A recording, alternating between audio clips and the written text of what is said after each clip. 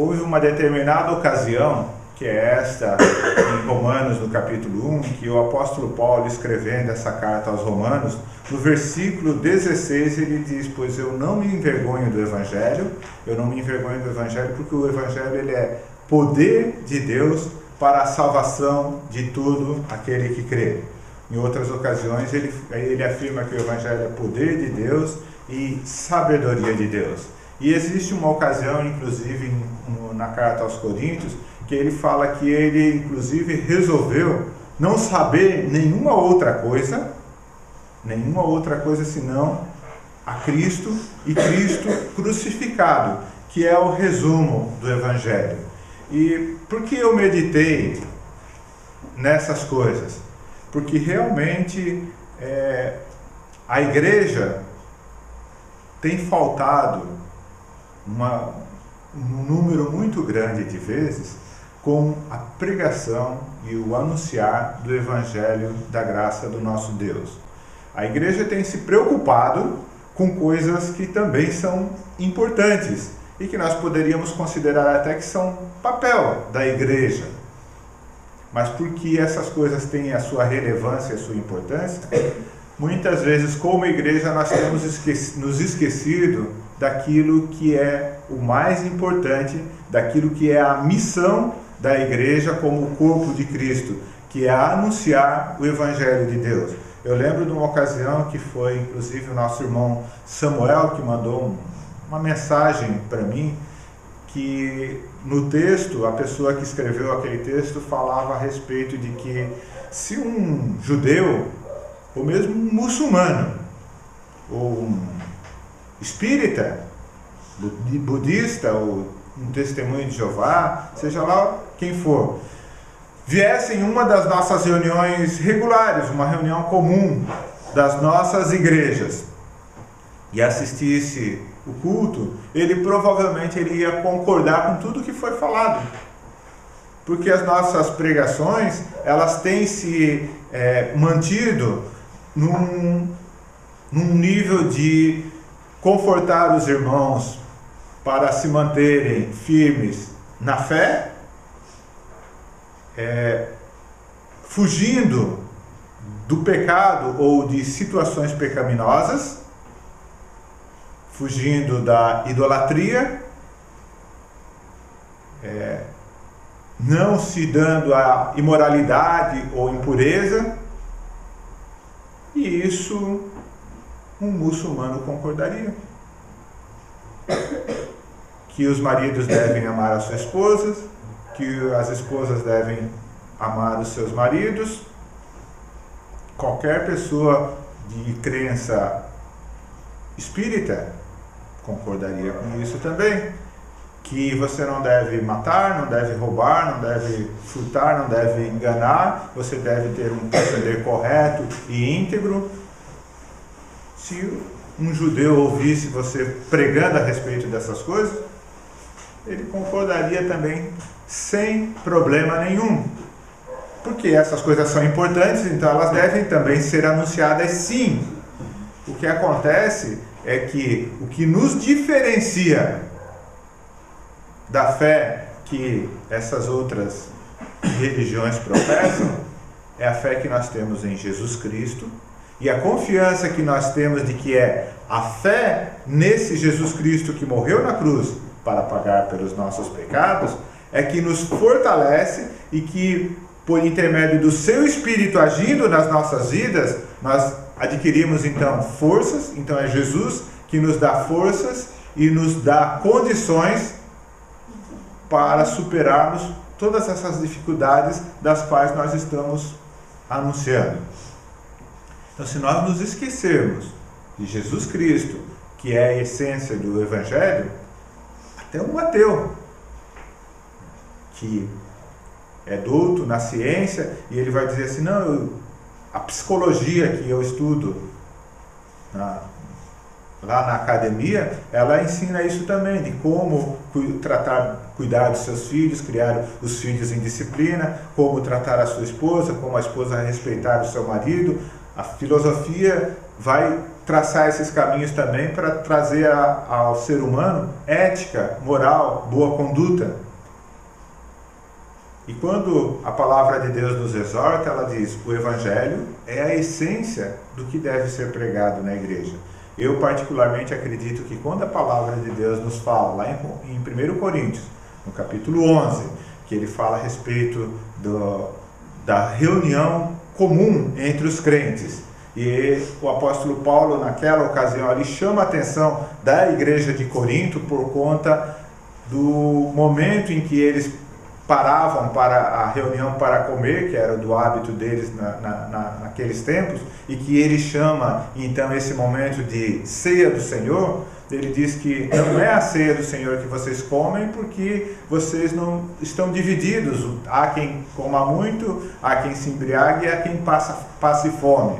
E daí ele fala a respeito do que ele recebeu do Senhor, e ele fala que todas as vezes em que vocês comerem deste pão, anunciem a morte do Senhor até que ele venha. Então ele não está falando que toda vez que você sentar para comer, você vai anunciar a morte do Senhor Jesus Cristo até que ele venha. Mas todas as vezes que vocês se reunirem como igreja, em comunhão, inclusive eu acrescentaria, tenha comida ou não, neste momento, anuncie a morte do Senhor até que ele venha.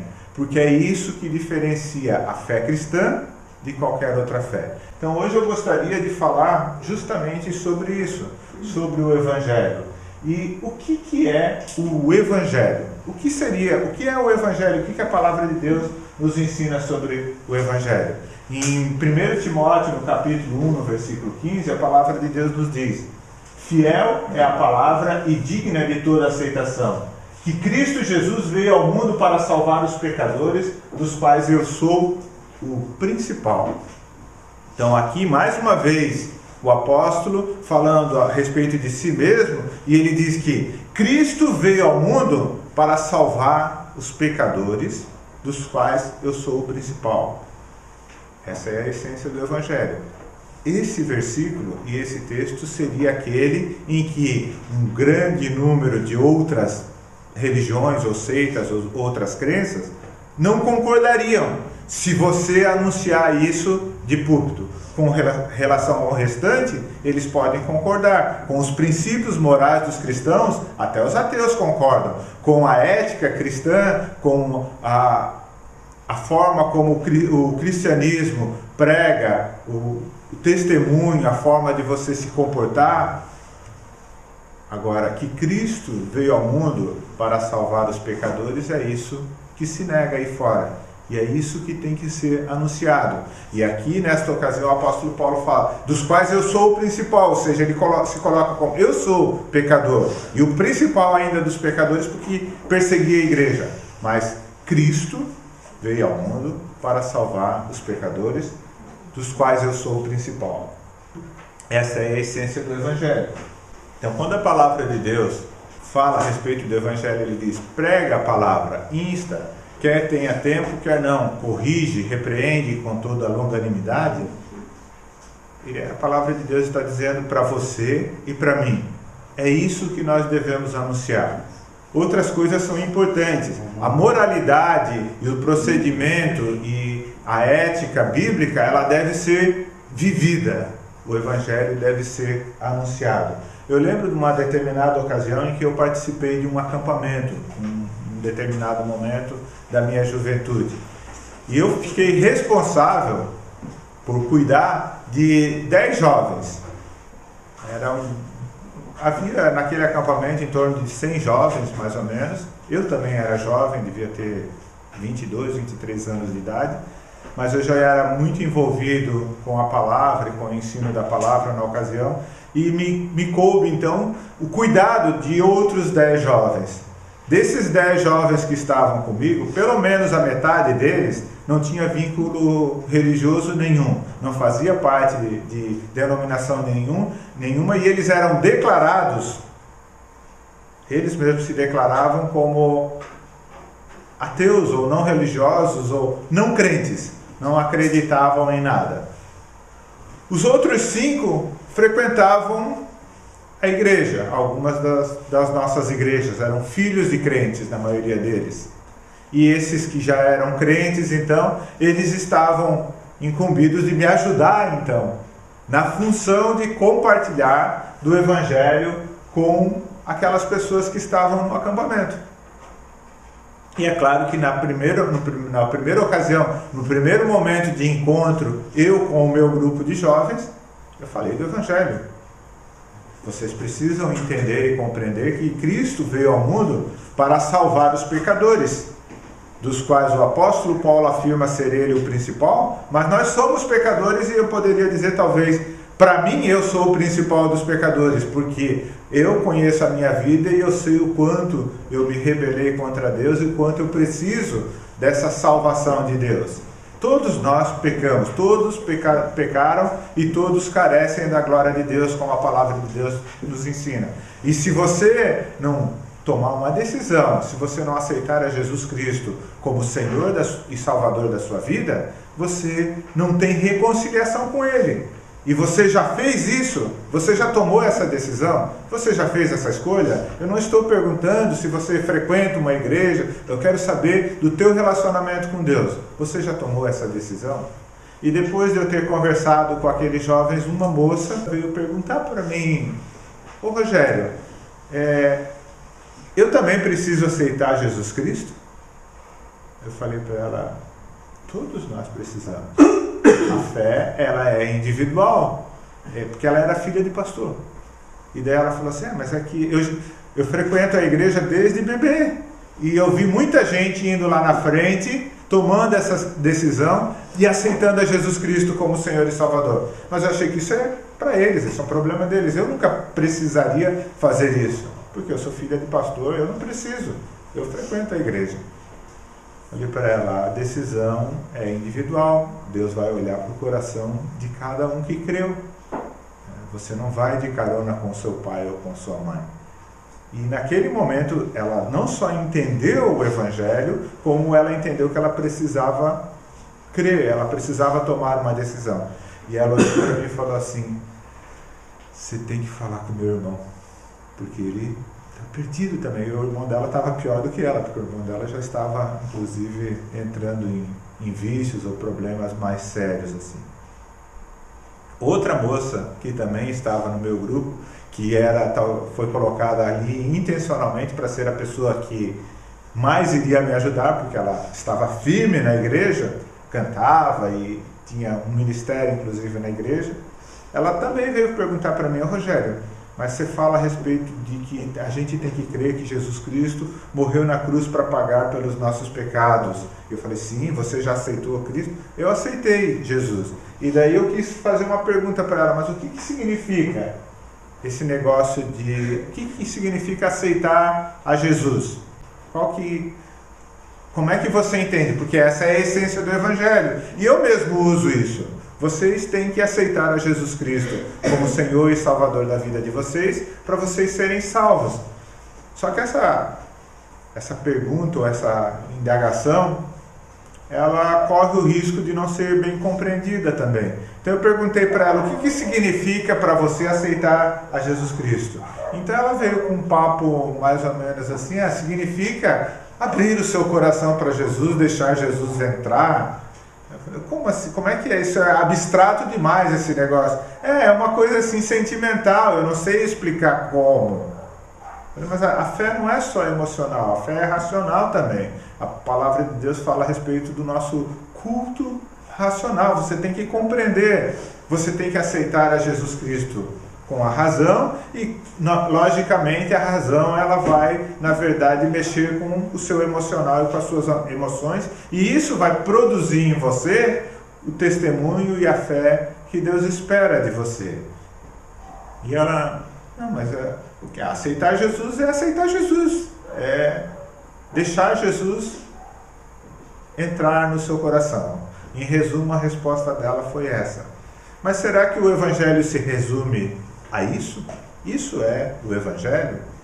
Eu digo para vocês, isso é o resultado da fé que se tem, mas não é necessariamente isso que salva.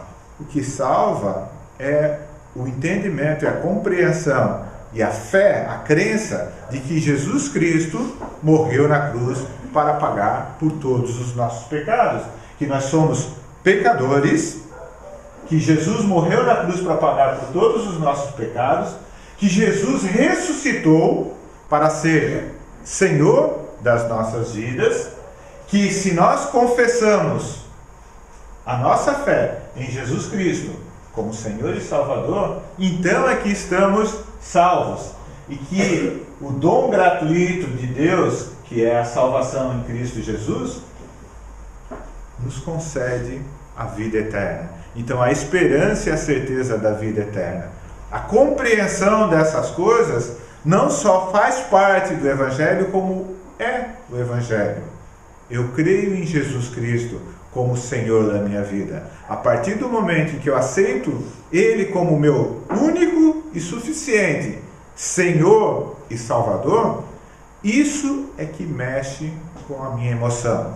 E aquele sentimento de aceitar ou de deixar Jesus entrar no seu coração, isso acontece pela fé que se tem no que Ele fez por nós e no que Ele ainda fará por nós, nos concedendo a vida eterna.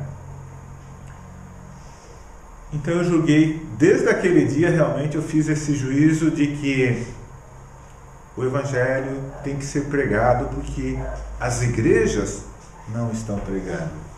Às vezes nós pensamos que estamos pregando o Evangelho. Estamos pregando coisas boas, porque se eu conseguir salvar um casamento dentro da igreja, eu estou fazendo uma coisa boa. Não necessariamente estou pregando o Evangelho. O Evangelho é a salvação em Jesus Cristo. Se eu conseguir tirar alguém das drogas e restaurar a vida daquela pessoa para que ela possa ser uma pessoa justa e honesta e trabalhadora nesse mundo, estou sim fazendo uma coisa boa. Mas isso ainda não é o Evangelho. Se eu fizer isso através de uma transformação da vida daquela pessoa pelo Evangelho, porque o Evangelho sim transforma, e eu particularmente acredito que o Evangelho é a única coisa que pode de verdade, pode de fato transformar a vida dessas pessoas, e estão aí as clínicas de tratamento para dependentes, para provar isso, que os resultados, né, de cada 100 pessoas, eles conseguem tirar uma pessoa das drogas. E existe inclusive uma pesquisa que diz que essas clínicas onde envolve a palavra de Deus, o Evangelho e a fé, elas produzem um resultado bem maior.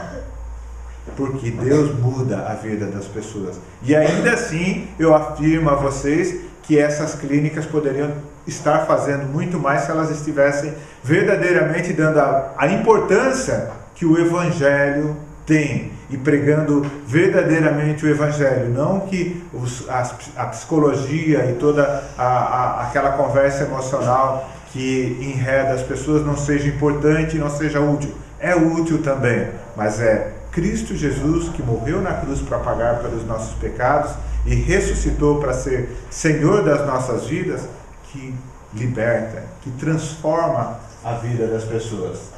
Então eu coloquei inclusive alguns versículos da palavra de Deus ali, que eles fortalecem esse desejo que Deus tem de que o entendimento de que a salvação é por Jesus Cristo, a salvação é pela fé, pela graça sois salvos, mediante a fé, e isso não vem de vós, é dom de Deus, não de obras para que ninguém se glorie, que é o que vai continuar dizendo em Efésios no capítulo 2, daí no versículo 9. O versículo 6 de Romanos 11 vai dizer: se é pela graça, já não é pelas obras, do contrário, a graça já não é graça. E João capítulo 10, versículo 28 e 29 diz: eu lhes dou a vida eterna, jamais perecerão, e ninguém as arrebatará da minha mão. Aquilo que o meu Pai me deu é maior do que tudo, e da mão do Pai ninguém pode arrebatar. Então a palavra de Deus nos está confirmando ali que a salvação vem exclusivamente por meio de Jesus Cristo, de Deus. E não só ela está nos garantindo por intermédio dessa fala, que Deus é quem dá, mas ela está nos garantindo também que nada pode tirar. Por quê? Porque não nos pertence. Algumas pessoas muitas vezes comentam, mas se a pessoa pecar, ou se fizer isso, fizer aquilo ou fizer aquilo outro, você pode perder a salvação. Vocês talvez já ouviram falar, né? Mas tudo bem, Jesus Cristo morreu na cruz para pagar pelos nossos pecados, mas se não fizer isso ou aquilo, você pode perder a salvação. Quando uma coisa é minha, eu posso perder porque eu sou descuidado. Talvez alguns de vocês já perderam algumas coisas, né? Quem aqui já perdeu dinheiro? Quem aqui já perdeu objetos? Por quê? Por que a gente perde essas coisas? Porque é nosso. Você perde um emprego, você pode perder qualquer coisa que seja sua e que esteja aos teus cuidados. A palavra de Deus diz que a salvação, embora Deus nos dá gratuitamente, ela não está aos nossos cuidados. Provém de Deus, e é Deus que é o mantenedor. É Ele quem coloca o Espírito dele em nossos corações, para selar os nossos corações, para garantir que nós pertencemos a Ele. Então, se Ele é o mantenedor e o cuidador, Ele não vai perder a nossa salvação. Se Ele desse para nós cuidar dela, mas em lugar nenhum da Bíblia você encontra que Deus deu e você agora é que vai ser o cuidador ou o mantenedor da sua salvação. A palavra de Deus diz que é pela graça, mediante a fé. Isso não vem de vós, é dom de Deus. Ele diz que foi Deus que deu e da mão de Deus ninguém pode arrebatar. Deus não perde nada. E se nós temos essa segurança de que Deus não perde nada, Ele não vai perder a nossa salvação também. Então não tem como perder salvação. E isso precisa ser anunciado. As pessoas precisam saber. As pessoas precisam conhecer este Evangelho. É isso que nós precisamos anunciar. Até para fugir de enganos, para fugir de mentiras que são anunciadas e pregadas em toda parte. Que você vai perder a salvação, que se você não fizer isso, você não pode ser salvo. A palavra de Deus nos mostra que mesmo nos dias dos apóstolos, haviam pessoas que chegavam na igreja, como nós temos um exemplo lá em Atos 15, se o gentio não for circuncidado, ele não pode ser salvo. E eles tiveram uma discussão a respeito disso, sendo que é uma coisa muito óbvia na palavra de Deus. E é assim que entram as mentiras, o engano. Na palavra de Deus nos afirma que Satanás, o diabo, é o pai da mentira. E é isso que ele está fazendo, tentando mentir para nós, tentando colocar engano. E a melhor forma de você enganar alguém, isso é o diabo que nos ensina, tá? A melhor forma de você enganar alguém é colocando um pouco de verdade naquele engano que você está querendo passar. Então, se você mistura alguma verdade com aquilo que é enganoso, fica mais fácil para as pessoas acreditarem. Fica mais fácil para as pessoas aceitarem. Por exemplo, estava a Eva lá no jardim passeando e a serpente chegou para ela assim: foi isso que Deus disse, de toda árvore do jardim você pode comer? Vamos testar o conhecimento dessa mulher aí, da Eva. E a Eva falou: não, nós podemos comer de todas, mas da árvore que está no meio do jardim, a árvore do conhecimento do bem e do mal, dela nós não podemos comer nem tocar, porque no dia em que nós comer desse fruto nós vamos morrer. Aí a serpente falou assim: é certo que vocês não morrerão? Aí está a mentira. Aí agora ela vai colocar uma pitada de verdade para poder florear essa mentira. Ela fala assim: é que Deus sabe que no dia em que vocês comerem desse fruto, vocês vão ser como Deus, conhecedores do bem e do mal. O que é verdade. O homem foi feito à imagem e semelhança de Deus, e sendo conhecedor do bem e do mal, porque Deus é conhecedor do bem e do mal. Então o homem adquiriria mais uma das características, mais uma das virtudes que é exclusiva de Deus. Ou seja, o homem se tornaria um pouco mais parecido com Deus, tendo essa natureza do bem e do mal. O que a serpente omitiu é que o homem não foi criado para ter domínio sobre o bem e o mal. Então nós temos conhecimento do bem e do mal. Os animais não têm essa ciência do bem e do mal. Nós temos. Só que nós não temos domínio. Por isso que nós fazemos o mal que nós não queremos. O mal que eu não quero, esse eu acabo fazendo. Mas a serpente estava falando a verdade. Ela não estava falando uma mentira quando disse isso. E a mentira estava no é certo que não morrereis.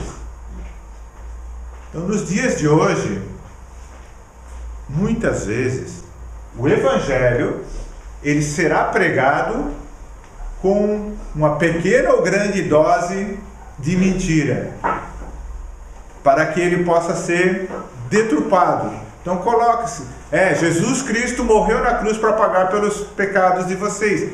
Isso é verdade.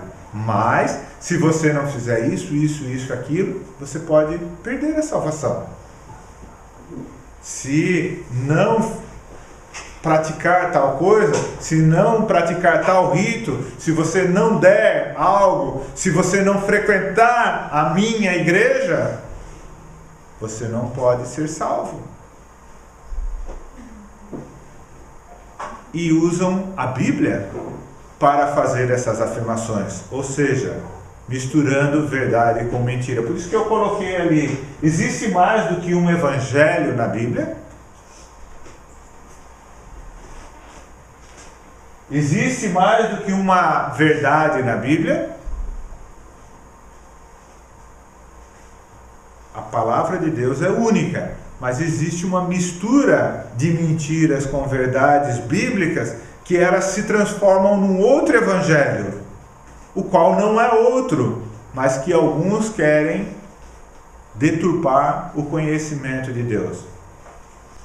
Existe uma parábola ou uma lenda, é uma história, que conta que a verdade e a mentira elas se encontraram numa certa ocasião na beira de um lago.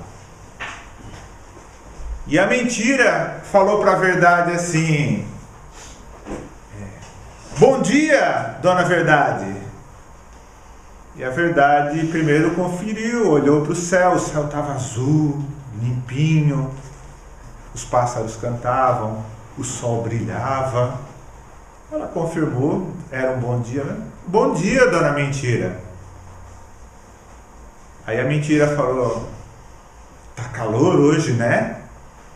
Então a verdade já tinha atestado isso e falou: não, realmente hoje está um dia muito quente, está calor. Aí a mentira falou: vamos tomar um banho no lago? E a mentira se despiu da sua roupa de mentira, ficou nua e foi tomar um banho no lago. A verdade não viu mal nenhum nisso e realmente estava um dia quente. Ela se despiu da sua roupa da verdade e também foi tomar um banho no lago. Logo que a verdade entrou, a mentira saiu e vestiu a roupa da verdade. E vestida da roupa da verdade, ela foi embora. A verdade, quando saiu do lago, não teve coragem de usar a roupa da mentira. Então ela resolveu sair dali nua. E conta a lenda que daquele dia em diante, os homens preferem acreditar na mentira, vestida com a roupa, a vestimenta da verdade, do que acreditar na verdade nua e crua. Nós somos assim. As pessoas gostam de mentiras floreadas. A verdade nua e crua, ela dói.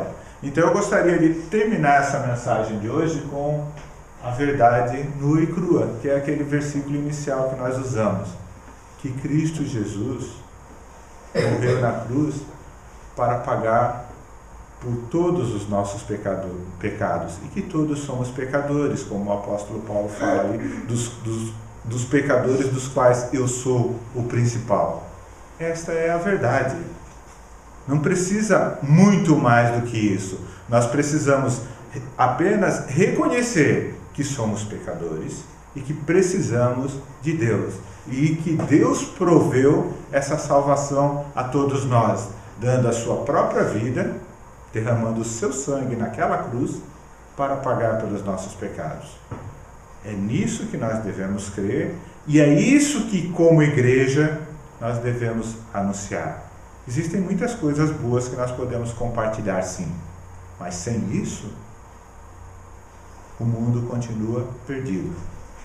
Vamos terminar agora orando por todos nós, para que Deus nos dê força, Deus nos dê motivação, Deus nos dê ânimo para pregar o Evangelho.